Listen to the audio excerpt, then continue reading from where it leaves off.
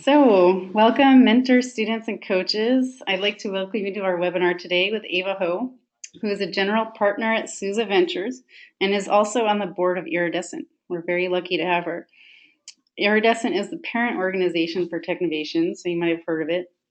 Our topic today is revenue models, and we hope you really enjoy it. And since you're calling from all over and some of you are up really, really early, we're going to make this as exciting as possible. I am Amy Gardner.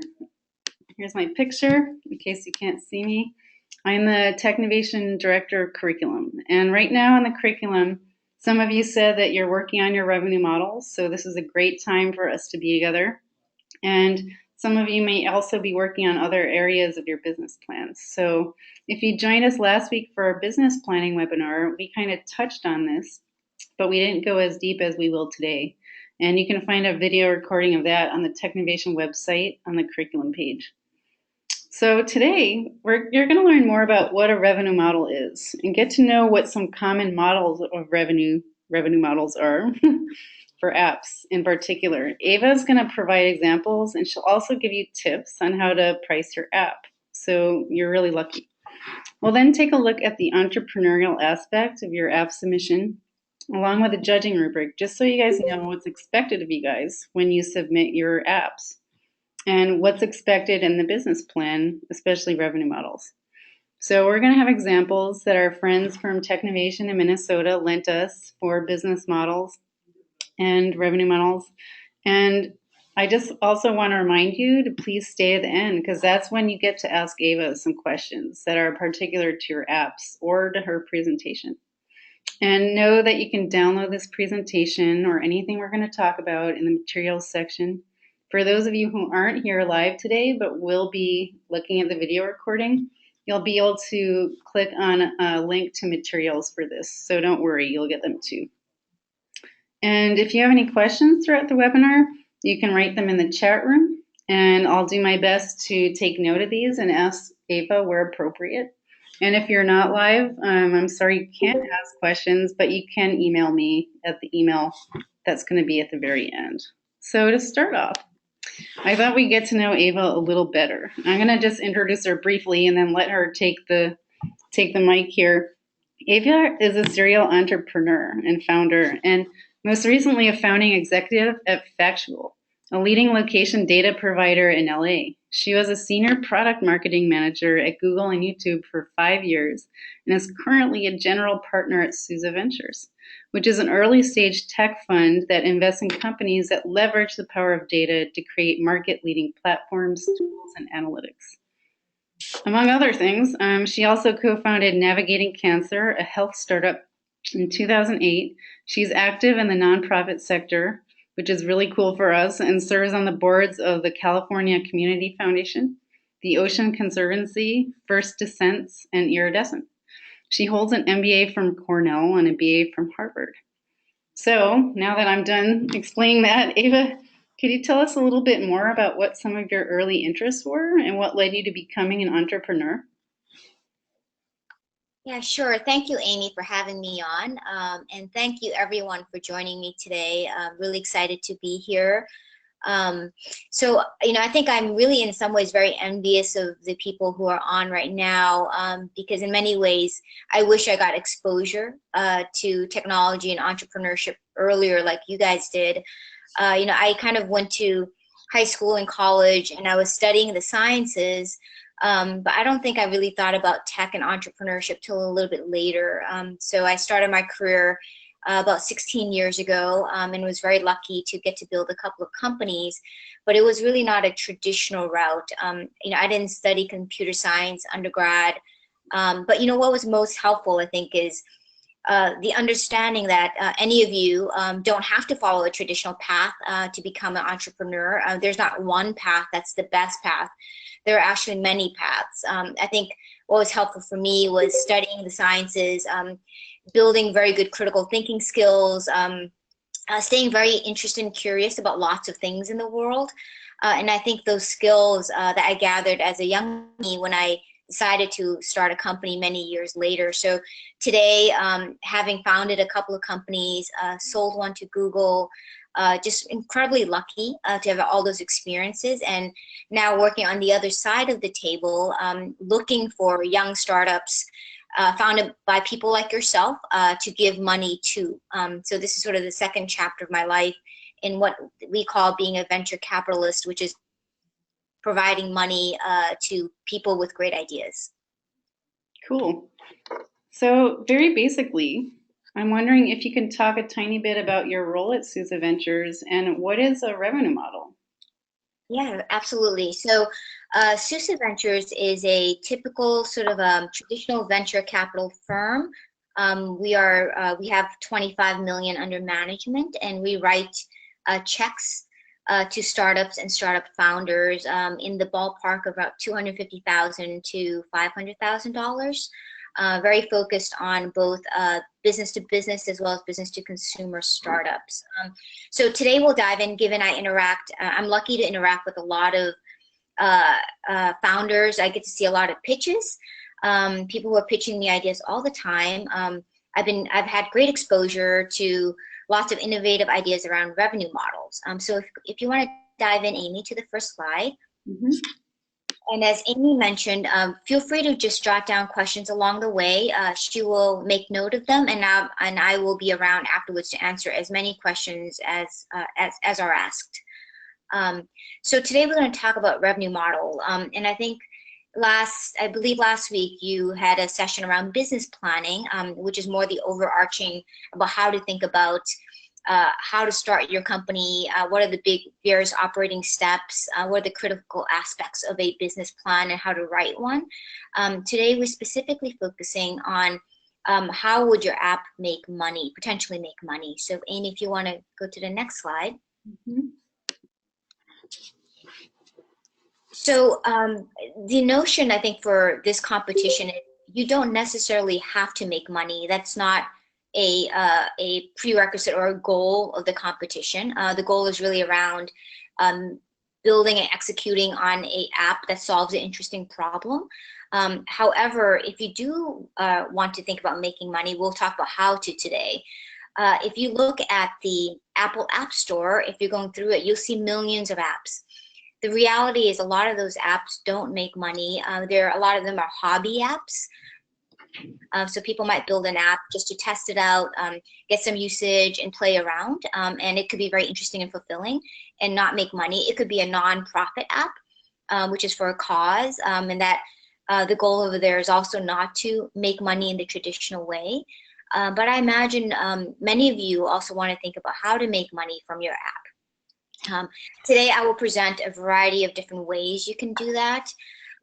When you come down to actually doing your pitch, whether live or on, or just do a video or a write-up, whatnot, what we want to see as judges is not that you have picked a model and you know that this is the right model to move forward with. What we're looking for is just how you think about making money, because again, the reality is you may change your method down the road as your app evolves.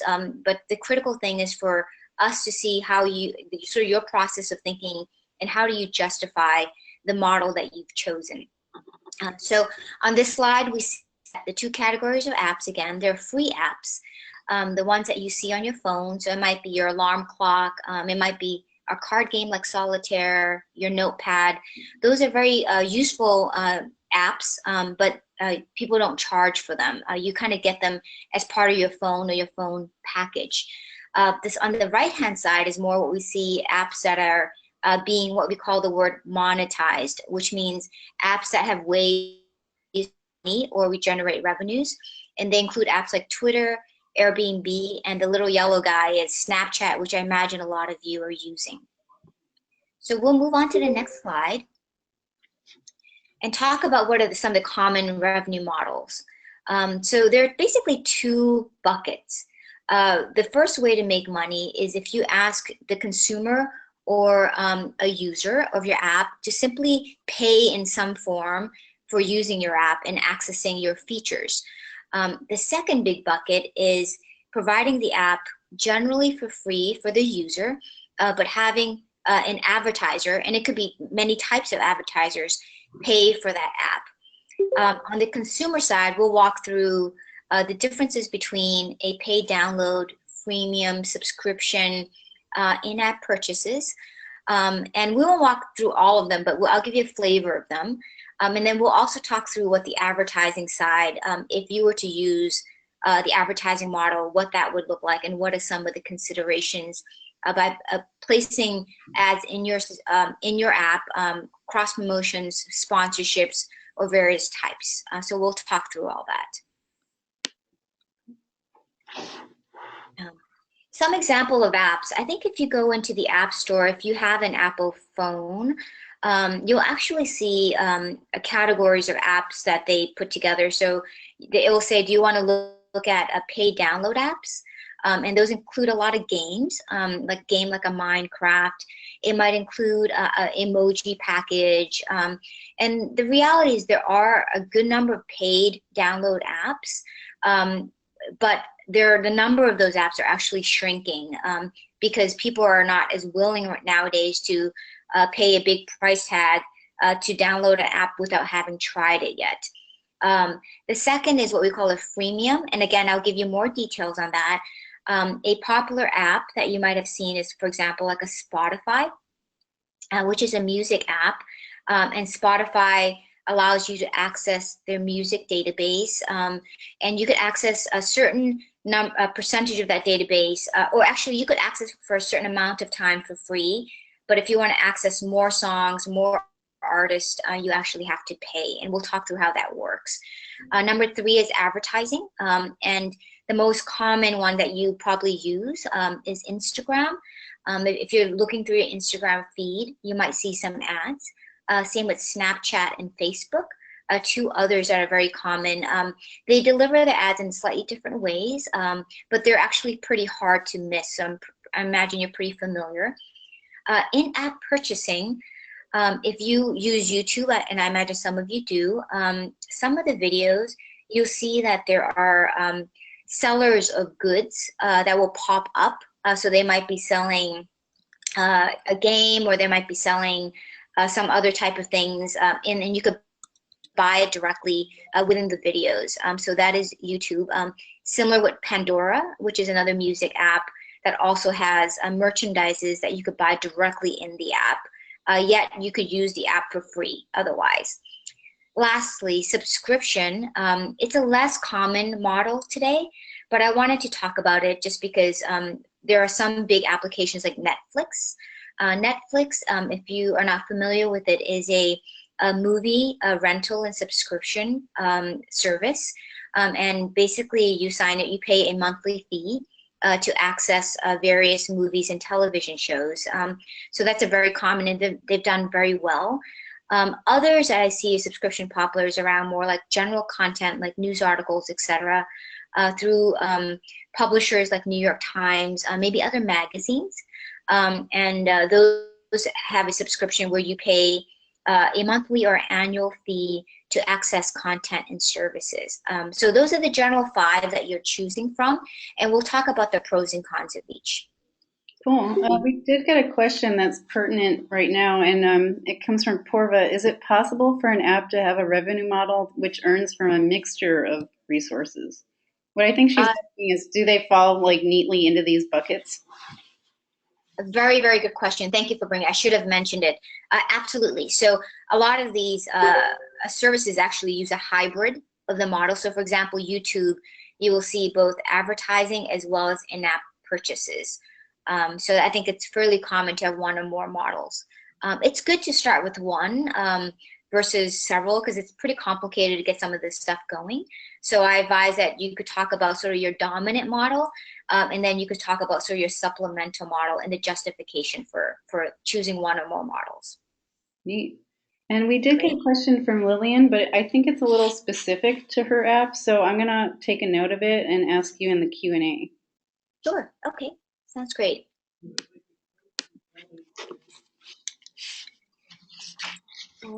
So for the paid download app, I think one of the main things to consider as you're going through and building your app is the first thing is, I think, understanding who your user base will be, who you're selling the app to, do you think will be the app will be the greatest value for, and think about how you're going to drive traffic and users to your app. Pay download has a lot of good benefits from the perspective. If you say, hey, like I'm building an app on clean water, and you want to charge, say, $5 to download that app, the good thing is you will get revenues up front, and you'll get to put it through the Apple App Store and be able to sell it and generate revenues. The App Store tends to give you great distribution and marketing for your app. And I think there are a lot of positives to getting having a paid download.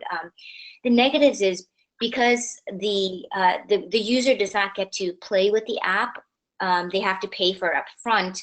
It really kind of makes it a little harder for a user to want to say, give you $5 if they don't get a chance to play with it.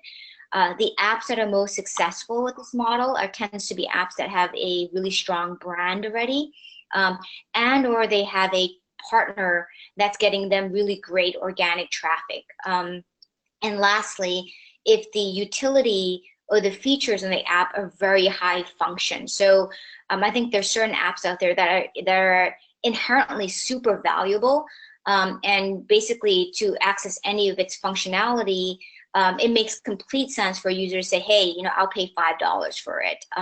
So if your app falls into that category where you're like, there's no doubt, there's no other app like it, I have the best functionality, I already have a known brand, and I may have one or more partners that will help me push it through, and I have a good source of traffic already, then you may want to consider doing the paid download model. And it can range from 99 cents to, I've seen apps that are, up to like $100. So it's a wide range in prices here. Wow. The second is a freemium model. This is right now becoming probably the most popular model, and you might have heard people talk about it a little bit, but the freemium model is really, there's two ways to approach a freemium model. So the free part of that word is to say, hey, Mr. User, you could play with my app and experience my app and see what it's all about without having to commit your checkbook to it or your wallet to it. So a lot of these apps will call a light version of the app with a certain set of basic features. And so I could go in, I could download it for free, I could use some of it, and I could get a feel of it. If I like it, you could upsell them to more features in what we call into the premium side, and then they could pay for those extra features with some price tag. The other way to do it, I've seen apps, is they say, hey, like you could come play with it for a certain amount of time, say 1 month or 3 months, and after that, if you want to continue using it, and it might not even be a more higher function model, it might just be the same model, but if you want to play with it longer, then you'll end up having to pay for it.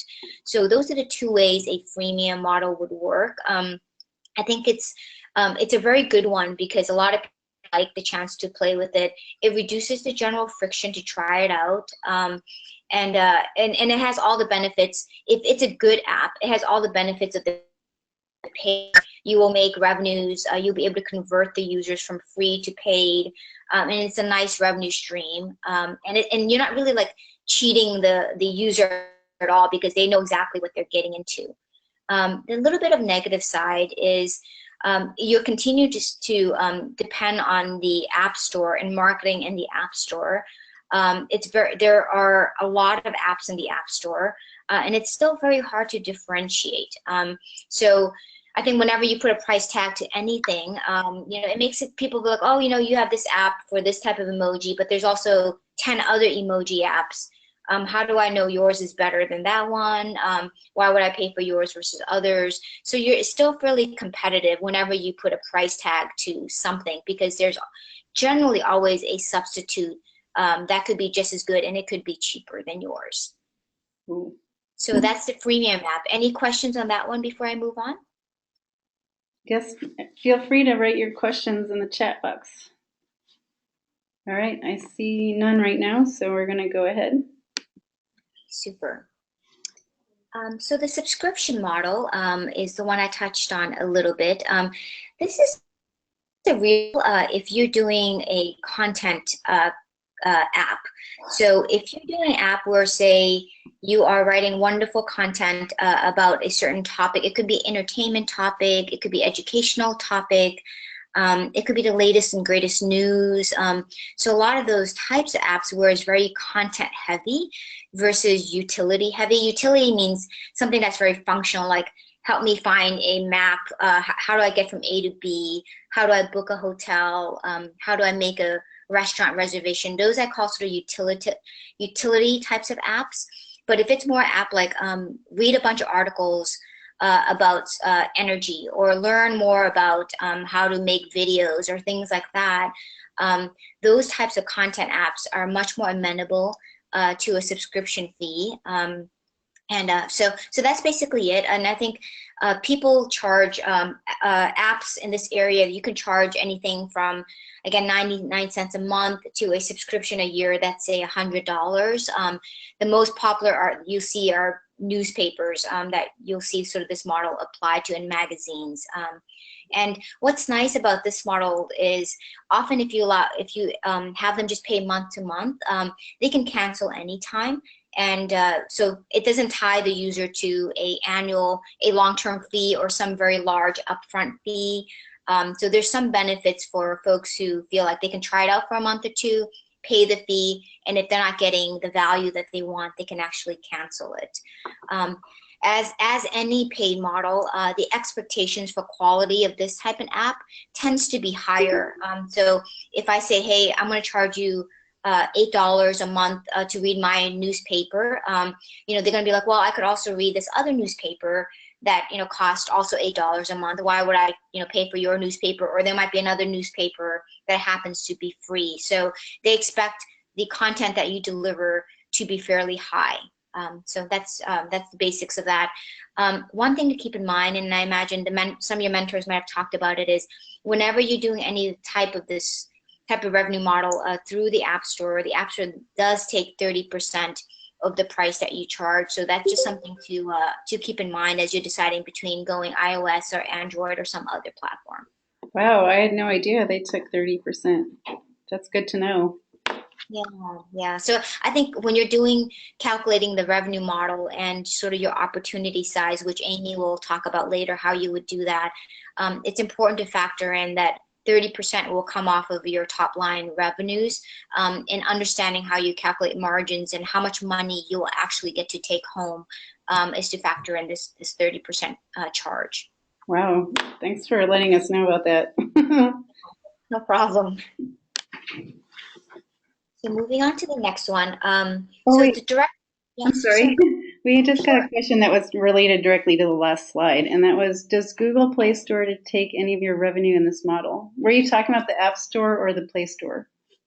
I'm talking about the Apple App Store, and they're talking about the Google Play Store. As far as I understand, Google does not take a share of the revenues today. Oh, okay. The one difference with the Android versus iOS is if you look at sort of the base of users, the people who own iPhones versus owning Android-based phones, the demographics of those two user bases are a little bit different. iOS users are much more likely to pay for apps than Android users. And there's nothing wrong with Android. They have a ginormous user base. So I think, and you can actually charge for stuff over Android, et cetera, but they're just a little likely to actually, I see the question here. Charge 20 to sign up and upload it. Yeah, so I'm sorry, you are right. There is a one-time fee, but there's not so just for everybody who can't see the screen. So Lily wrote, Google Play Store charges $25 in US dollars to sign up and upload your app. I forgot about that, and thank you for that correction, Lily. There is a one-time fee, but there isn't a continuous or perpetual percentage off of your total revenues that Apple App Store has. Thank you, Lily, for that correction. And then we got another question that was private. Does the 30% include all the purchases such as add-on features and download fee, or just a subscription fee? any of the transaction revenue. So whether it's a paid download, whether it's a freemium, or whether it's a subscription, or some combination, they take a 30% off the total amount of money that you make. Uh-huh. Okay, thanks. I'm glad you guys are asking some good questions. Yeah, very good questions. All right, I think we'll move on then. Is that the right Okay. one? Yeah. Please actually go back to the other slide real quick. Oh yeah, sure. Sure. So one other very interesting model is some of these apps tend to sell various things. I mentioned in YouTube, YouTube does this. So you could actually have various sellers sell various items, whether they're what we call real goods or they're virtual goods and services through your app. This works nicely if it tends to be like a game where you could buy virtual tokens, virtual currencies, or just various sort of fake things to gain a level in a game or something like that.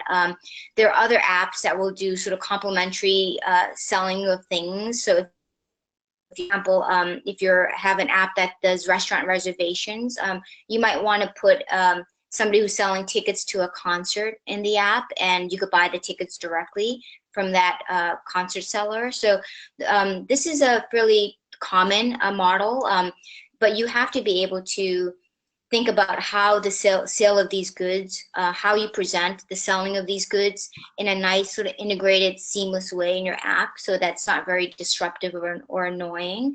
And it has to be items that make sense to the user. So if I'm going into a fashion app and you're selling me, I don't know, say toilet seats or something like that, it might be a little jarring because it's not, I didn't go in there to look at toilet seats, I went in there to look at fashion.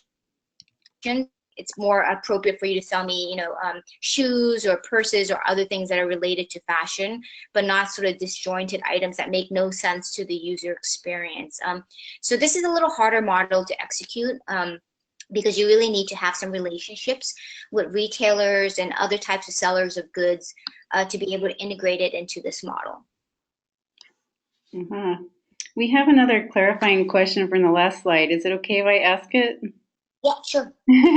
So one person's asking, do they take 30% off the price you pick or just the total that you get from users? Is it something they take multiple times?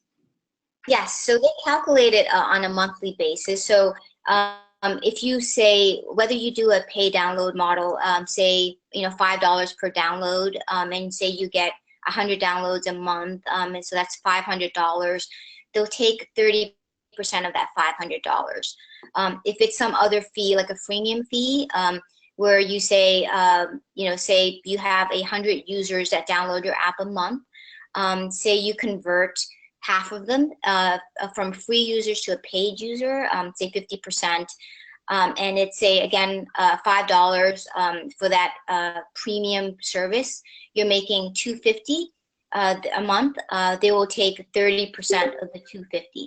So it's the total revenues that you generate. It's a complete, it's a full 30% cut off of the top line revenues on a monthly basis. Ah, great, thank you. I'm sure a lot of students have questions like this. Yeah. So it's great. Okay, so moving forward. You're welcome. Yes, here you go.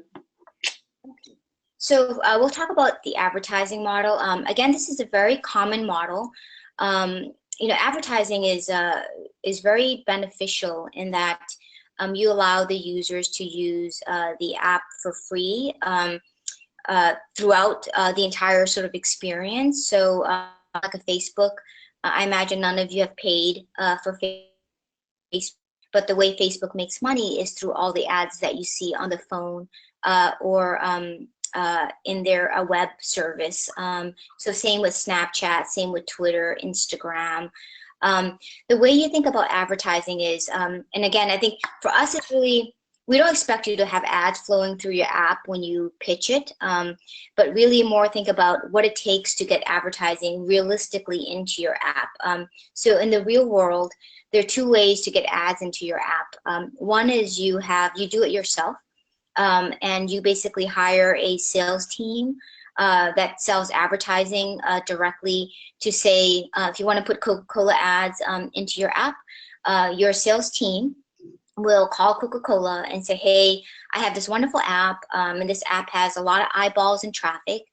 Do you want to put your Coca-Cola ads into my app? In that way, when Coke does that, you make revenues from the advertiser, who is Coca-Cola. The margins for that tends to be higher if you source the advertiser yourself. The more common, easier way to do it is to use an ad provider. And these ad providers basically aggregate a lot of the advertisers out there and do some of the heavy lifting for you. So basically you use one of these ad providers and say, hey, I have 10,000 people looking at my app, is generating X number of eyeballs, and we're targeting millennials in Asia.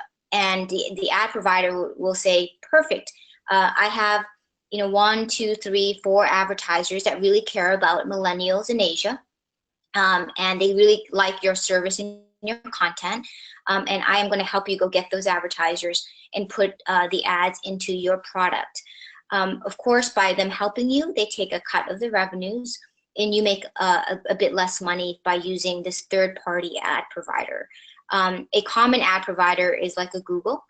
So Google does this, Facebook does this. They have very giant ad networks, and you could easily, within honestly a couple hours, get this set up in your product. They've built it in a very easy to use way. So in those two ways, it's very easy to try to generate. It seems very easy to try to generate some money for your apps, but there is some downside. A couple of downside is you have to build your app with an interface that is built to enable an advertising of some size to be shown.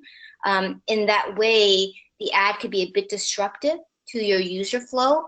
So it could look a little ugly. So depending on what you're building, if it's a game or if it's some sort of workflow that has some sort of worksheet or some sort of interaction, it might be search results, whatever you're building. Now suddenly you have this kind of random ad that pops up in the middle. And often, unless you source the ad yourself, you don't have a lot of control of what the ad looks like. So it might be Coca-Cola, or it could be Pampers, or it could be something like diapers, or it could be something else.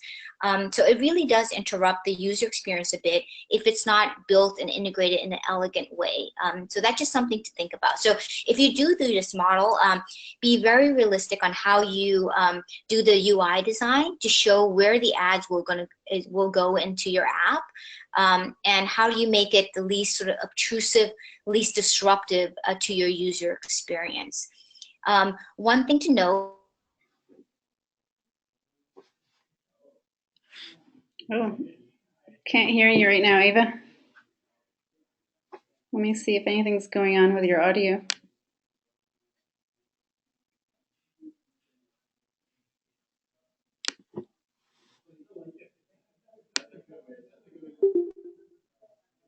Eva? Yes, I'm here. Okay, we lost your audio for just a second. Okay, no worries. Sorry.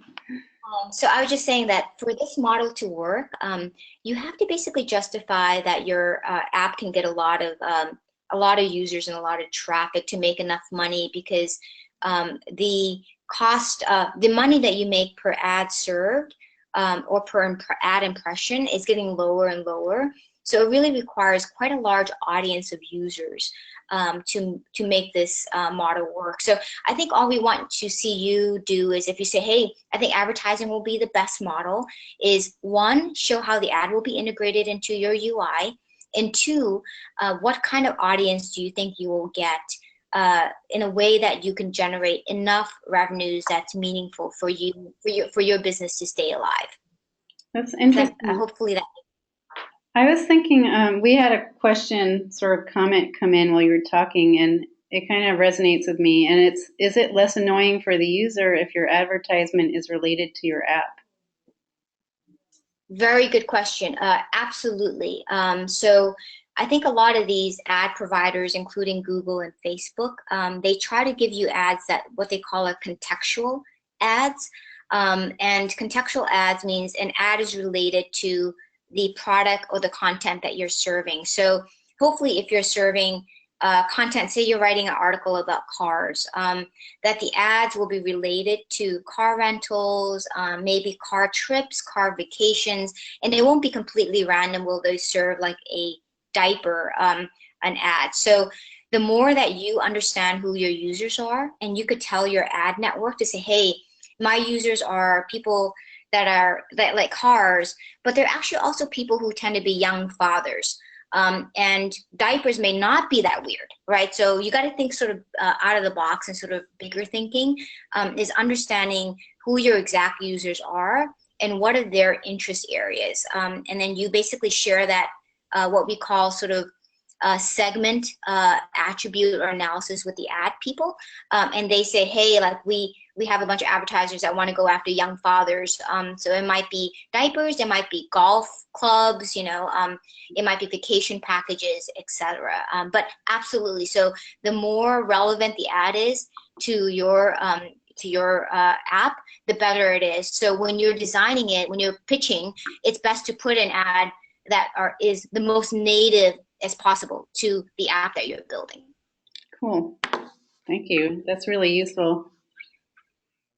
Great. So we'll move on to the next one.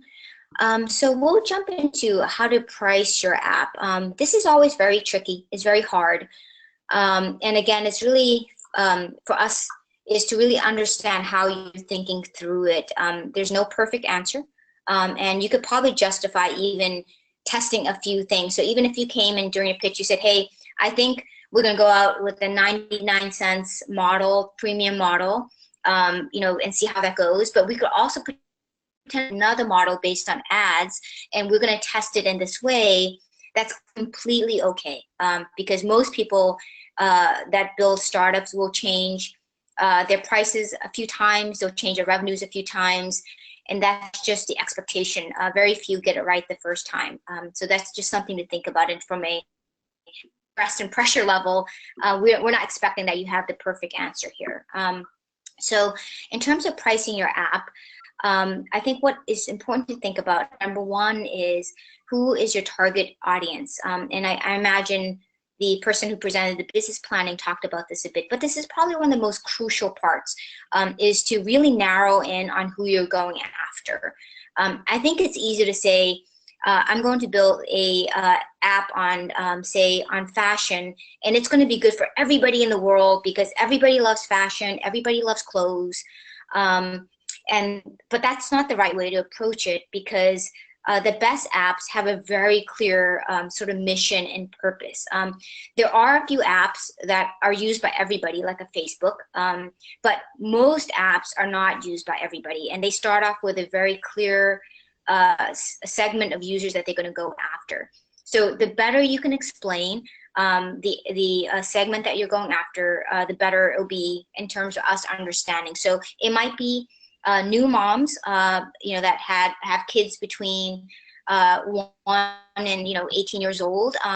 It might be professionals at companies that you're selling to, and you are selling services to them. It might be sports people. It might be people who like playing sports. That's another category of folks. So there are many different types of people, and the clearer you can establish some boundaries on who your ideal user would be, the better it will be for your app. The second is to talk about the value proposition. So being very clear about, if you're selling to new moms, what the value proposition is for new moms. Is it more convenience because they have very little time? Is it services that help them choose, say, activities for their children? Is it things to help them plan their day better because they're so busy?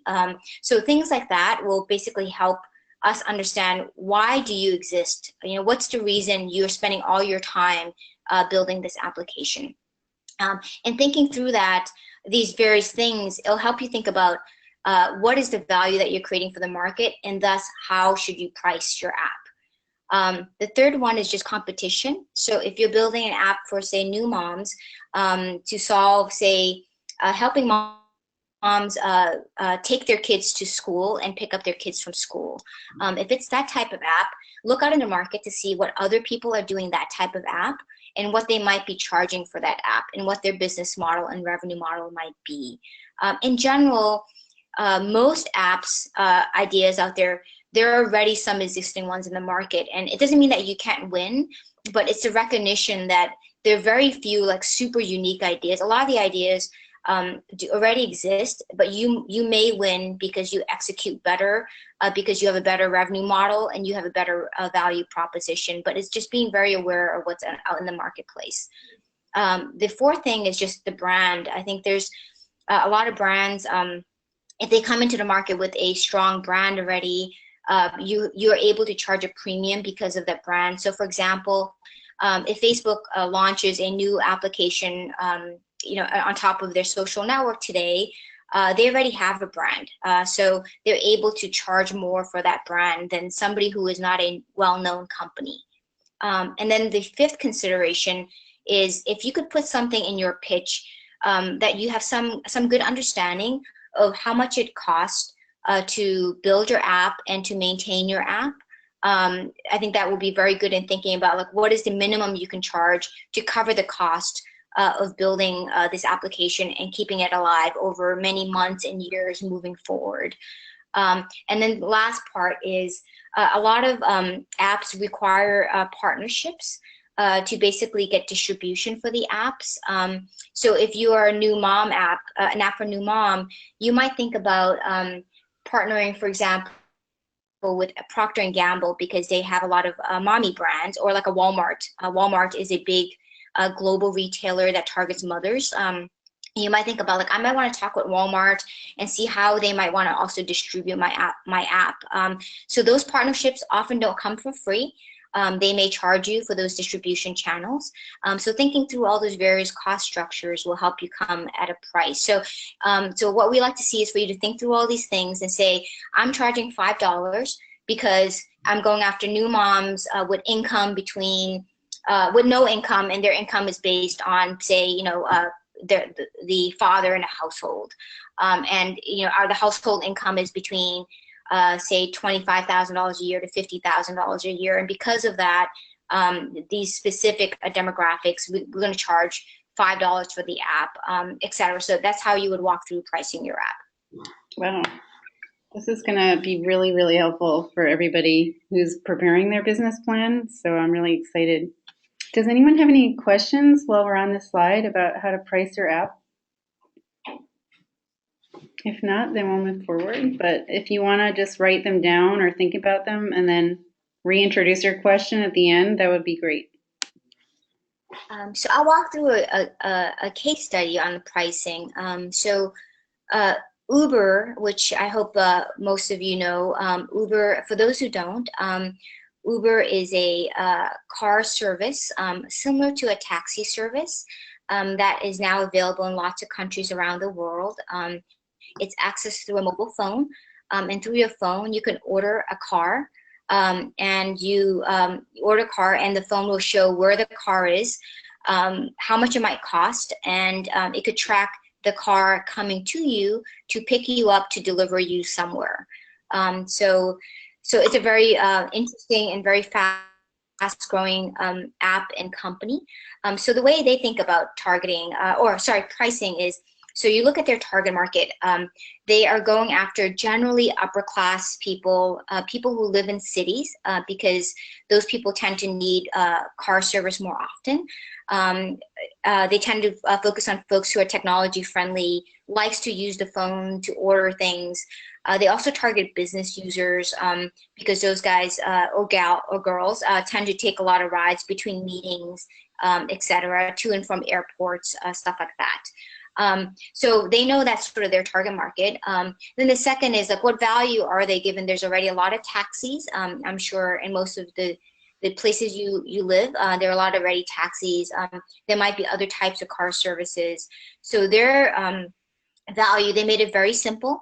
It is a very safe service.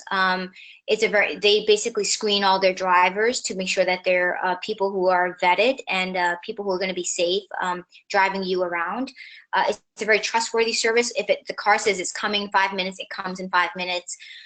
It's shorter than taxi times, meaning ordering taxis, at least in the United States, often there's a 15 to 30-minute wait, and you might not know whether it's 15 minutes or 30 minutes, but because you could see it through the phone, Uber tells you it's 5 minutes and it'll be there in 5 minutes. And most importantly, lastly, for the user like myself, it's a lot cheaper. So typically it's like 20 to 25% cheaper. So that's sort of their very, very clear value. And then the drivers also tend to make more money than taxi drivers. So that's their value proposition. The competition, we already sort of touched upon, it's taxis. And again, they know how they're different from competition because they're very transparent with their pricing. Their service is very high quality. They allow the user and the driver to rate each other to give you like a 1 to 5 star rating. Number 4 is the brand.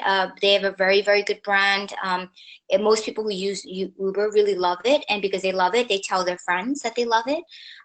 So I think the brand has built over the last few years that a lot of people are using Uber today. And then their cost structure. So it is a very expensive company to build. They have to rely on a lot of logistics, a lot of technology, a lot of partnerships. Now they have hundreds, if not millions, of cars running around in the world. So the way they price, how much they charge you as a consumer is based on the evaluation of all these 5 metrics to be able to say, I'm going to charge you, say, 90 cents a mile. They arrive at that 90 cents a mile based on these various attributes. Great. Does that make sense? Yeah. Any questions about the Uber case study, anyone? It's interesting to contrast Uber with Lyft and Flywheel. There's so many different services that kind of do similar things, and I think it's really interesting. Yeah, Amy, you're completely right. It's very, very competitive, and what you'll see in the news, if you're looking at basic article, I mean, the pricing with Uber has been talked about a lot in the news, and you'll see Uber and Lyft competing very heavily on pricing, both on the consumer and the driver side. And Uber pricing has come down over time so that they can win over Lyft and vice versa. So it's a very dynamic market, and for all the folks online who's building it, it's a very good case study of a very live system where the company is constantly changing their pricing to basically make it a better and better experience for both the user and the driver. So I think that's something for you to think about, that there's nothing that's constant or static, that it's the expectation is you will refine your pricing over time. That's good to know for our students, for sure. All right, then, since there's no other questions. One last slide. Any questions before I go on to the last slide? This is a good one because it's got some strategy and tips. Yeah, so this is the last slide, and then I'm going to turn it over to Amy. So I think as you're building your app, and it's perfect because I think everybody on the call right now is already thinking about revenue models, is really to think about it up front. I think a lot of even very seasoned founders often build the app and then afterwards think about, oh, how should I make money? And then they have to go back and rebuild their UI to insert ads, or they have to rebuild their UI to insert a shopping cart or a place to put a merchandise sale. And that really is not the right way to do it. So you guys are ahead of the game, that as you're designing it today, you think about all these various aspects so you could build the revenue model right into your app. And it becomes very clear, people who've thought about it very thoughtfully versus folks who just kind of very sort of recklessly, like at last minute, they inserted a revenue model. So it's great that you guys are thinking about it now. The second is some thinking around how do you put ads into your app? How do you put merchandising? Where do you place it? How often does it show up? What are the variety of ads that you would do, or the variety of merchandises? So again, we don't expect you to have all the answers, but it'd be nice when you do your revenue model slide, one or more slide, to kind of put down to say, hey, I'm going to do ads. It's going to show up in this frequency. We want the ads to be contextual to this topic that we're doing. We want to do video ads as well as textual ads because of this XYZ. So just again, of how the monetization does not really disrupt the amazing user experience that you're building today. The number 3 is, I think some folks, as they're reading your pitches, or judges or whatnot, may want to think about, well, how are you doing with sort of your use case, your UI plus the ad model? How do you think about whether it's working or not? Because it's very confusing. I think the big question is not only sort of your projection of the number of users that are going to download your app over, say, 1 week, 2 week, months, or years. You will need those projections, but also to think about what percentage of those users will remain engaged, based on not only the revenue model, but just your user experience. So the number of users that stay active and using your app, say, on a daily basis or weekly basis, is just as important as the number of new downloads. So make sure you address both of those metrics when you're doing any sort of forecasting for usage or revenues. So that's something to think about. Number 4 is, if you could address it in your pitch a little bit, is thinking about the data that you want to collect about your users. So you will go in, when you build this app, having a hypothesis of who your user might be. So you're saying, I'm building an app for new moms, and this new mom is going to be between, say, 22 to 35 years old, and they're going to have kids of their age, blah, blah, blah. They're going to live in these neighborhoods. But once you actually go live, you may find that the users who really like your app may be somebody slightly different. So I think finding a way to make sure your app has the right data collection, data analytics is going to be really important. Because I know you're still very early stage, but I think for any mobile startup to really work over time, you have to have a very good understanding of how do you understand every user that comes in and downloads your app. So having mechanisms and technology there will definitely give you a step up. So think about that. And lastly, some judges may ask you this question of, especially if you're collecting very sensitive information on users, like if it's a new mom, like, should you collect the age of a new mom? Is that right or wrong? Should you collect how many things she bought on that site? And stuff like that. So those are just things to think about. I think user privacy and user rights is really, really important. And if you really end up building this app, there's going to be terms of service and stuff like that. So this is just for long-term thinking, but I wanted just to give you a heads up on this. So we had a few questions come in as you were talking on the slide, and one was, how do you obtain the necessary reliable data required for building your revenue model?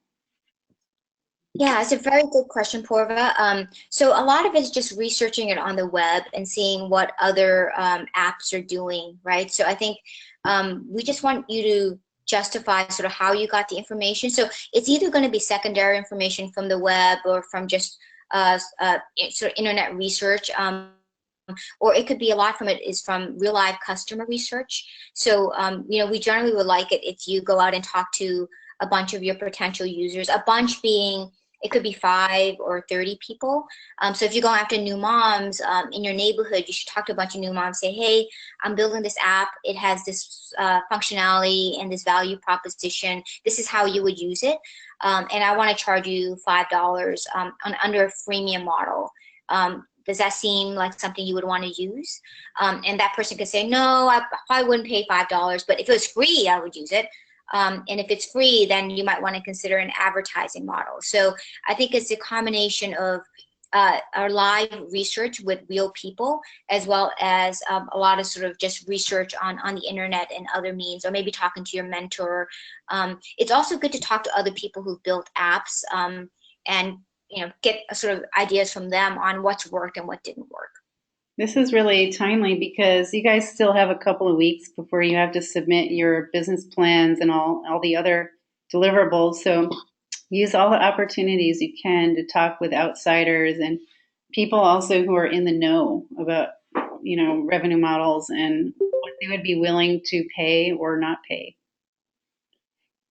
One question that came in was, is it possible to estimate the percentage that your competitor, I'm not sure. Oh, I didn't read that probably. Sorry.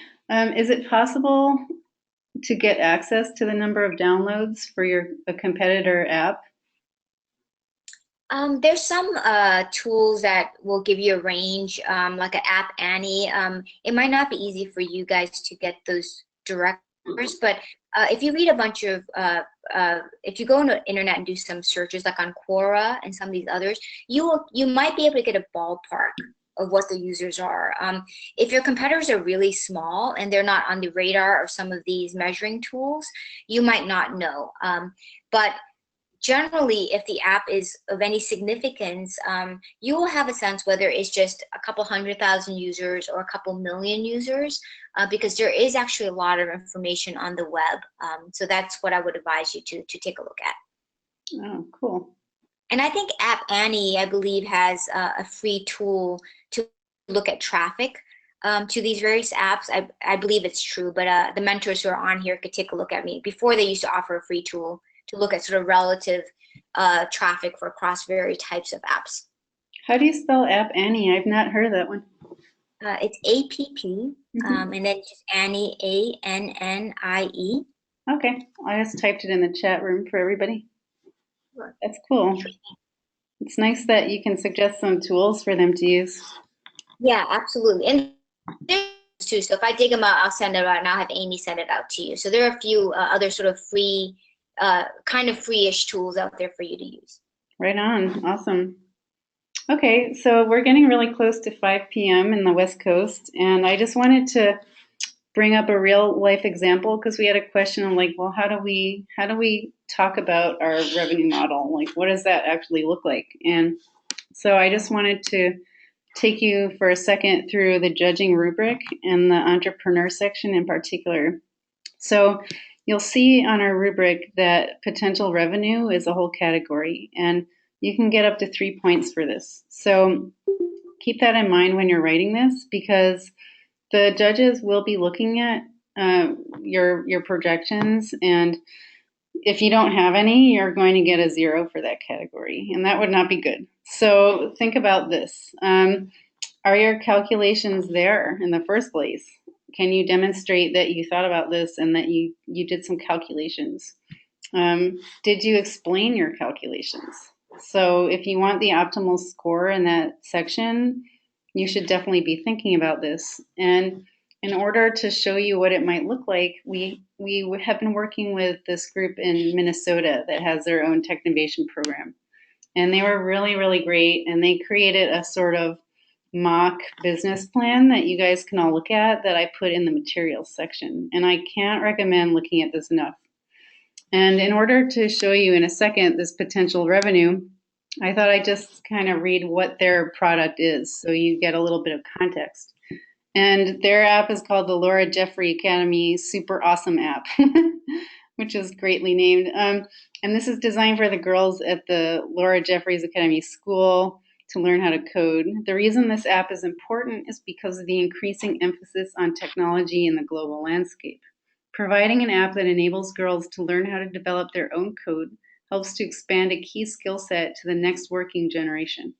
There are several key features that this app offers the girls of Laura Jeffrey Academy, including an easy-to-understand coding language, convenient mobile interface, and interactive support when problems arise. The value propositions are clear and transparent info, ultimate convenience, and expanded services and support. So that's an example of a basic 100-word app description that you're going to need to provide. And then we're going to jump down to potential revenue. And here they have put a table to show what this could potentially look like. And things that they called out to think about are, how do you plan to price your app? Will you have people pay a one-time fee or a pay-by-subscription model? And Eva has been all through these models and different kinds of them. Will there be in-app purchases? Will you have a premium versus standard version? Based on the potential market size, you calculated how much revenue can your app make in the first year. And then down, if you go to the bottom, it says the Super Awesome app will cost 99 cents as a one-time fee and will offer a premium support service for an additional $10 a year. The 99-cent rate is standard for many apps, so it will not be a barrier to entry. The $10 support fee will be helpful, especially as users begin using the app for the first time. This way, they don't have to rely on their teachers to know how to use the app. And I think I like this because there's a narrative below that shows their thinking and what they intend to do, and that they've also done some calculations in the table. Since we have about a second left, I'm wondering, Ava, if you could comment on this table and whether you think this might be a good model for the students here to emulate. Yeah, I think it's actually a really nice structure. Yeah, I mean, they're very specific. So this is available market 119,753 people, I imagine. So I don't think you have to be that specific in the projection. So I think round numbers are fine. And I think it'd be nice to actually have a couple of year projection. So the reality is often the first year market capture here says 10%. It's a bit aggressive. So, you know, often the first year is only like 1% and the second year is 5%. So if you could do more than 1 year projection, it'd be good to see that, see you do that analysis. It's pretty straightforward. So I would say a multi-year projection is a little bit better. You don't have to, but 1, 3, 5 is kind of fairly standard. Looking down here, premium support, I'm looking at some of this. Yeah, I think the add-on features is a little bit complicated here, so I don't think we have to do it exactly this way, but I think this provides the right sort of general structure for looking at this. So I think overall it's a sound framework. Cool. And I like this because it actually shows you guys how you can present this.